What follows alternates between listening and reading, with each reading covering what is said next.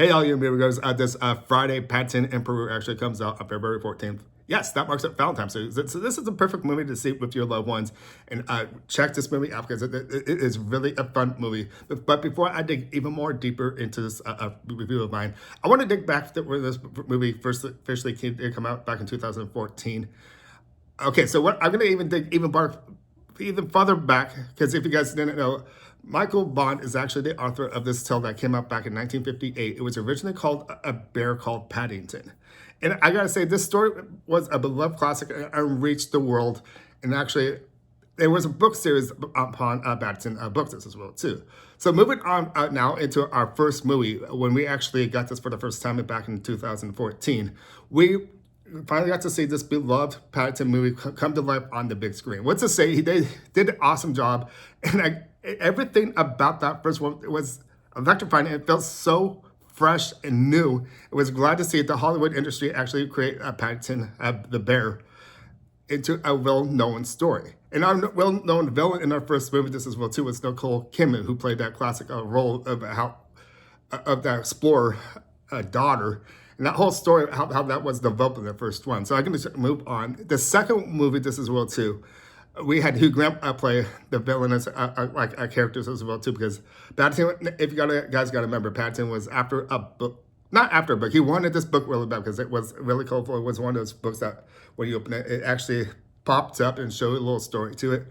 But Hugh Grant's character actually wanted a book because there was a little secret of some art of map leading to gold or money. So that's what's the story from the second one. Okay, so the third story, I would give you the premise of this because I thought the story was interesting at the same time, but I actually thought there was a little downfall, I gotta say, with this. So the third one, we see Paddington once again and the Brown family, and they find out his Aunt Lucy, which is a bear this as well too, has gone missing. And actually, to tell the truth, once they actually go there, they find out she's missing. But there's a big old story around this as well too. I don't want to say too much with this story because I don't want to give anything away, of course, but that's pretty much the premise of it. Try and look for Aunt Lucy and find out there's actually some sort of other secret going on here just as well, too. And we had Antonio Banderas actually appear in this movie, which I thought was really cool, that he joined a kids movie like we see, like The Mask of Zorro. Mask of Zorro, I can't believe it. That was such an amazing movie. But he brought a different feeling to this movie, actually feeling and the character really good into this kids movie. Okay, so let me just say about the Brown family as well, too. Everybody returned except for, believe it or not, Mary Brown. We know Sally Hawkins was originally in the first and the second film, but the fill-in of the spot in the third one, Emily Mortimer was the one that actually be Mary Brown. I actually thought she did a really good job. I loved Sally Hawkins a lot in the last previous two movies, but Emily felt like she brought something different to the character. It seemed like the same character, of course, but she brought something different to that Mary Brown. And the other cast in this film, this as well too, everyone pretty much actually did return. We got Henry, Judy, and Jonathan, who played those characters. All of them returned to this their original roles from the last two films. And you can actually see within the time they have actually grown up a lot. So let me just say, I said the first one came out back in 2014. It's been 11 years from that time. So you actually see the growth of time from that time. And Paddington Bear still looks the same, of course. He's still a little infant bear. But that's what we came to see from the original books, that he's always been at that height. And well, in time, well, we actually see a grown-up bear. But this is more like a teenage bear we're actually seeing here throughout the last three films. I gotta say, these last two, the last two Paddington Bears were really fun. But there was a little downfall with this third one. We still have the humor, but the humor seemed a little off in some way, but there was I had a person next to me, I gotta say, that really got into it. I did too, but everything that was brought to it, this person would always laugh right next to me, which that really set me off to really go, this is cool that actually I have someone actually doing that. The rest of the theater seemed a little off with it, but towards the middle of the movie, when the humor actually came and the adventure actually came in at the same time, everyone in that theater was really into it and really hooked to their seats, especially with the person next to me. Sat in a regular position, and from that angle, she actually got up and curled herself up to actually really get into that movie. I really thought that it was really cool to actually see that. And she got really into it, and so did I at the same time. When I saw that, I really was more focused into the movie itself, and I thought the magic was there, the adventure is there, But at the same time, I thought some things were a little off. It's just the humor was a little dry, I gotta say. And the last two films, the humor always continues on with the film, even when it got to this some sort of little suspense in these movies, it was perfectly fine. But in the third one, it kind of feel a little off.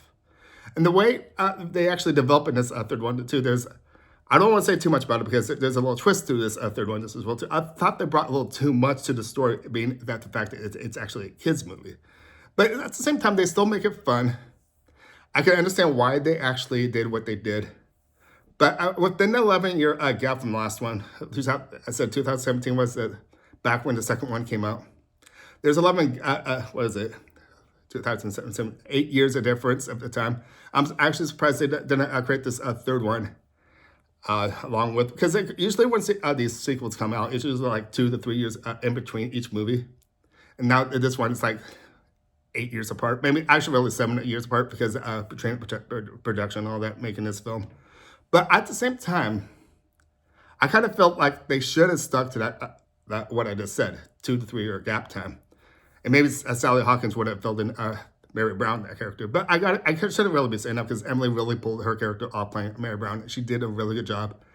And the whole cast was fun. And everything I do to want to mention, if you guys can remember some of the characters that were in the last two films, get ready, because you might see some of these in this third one.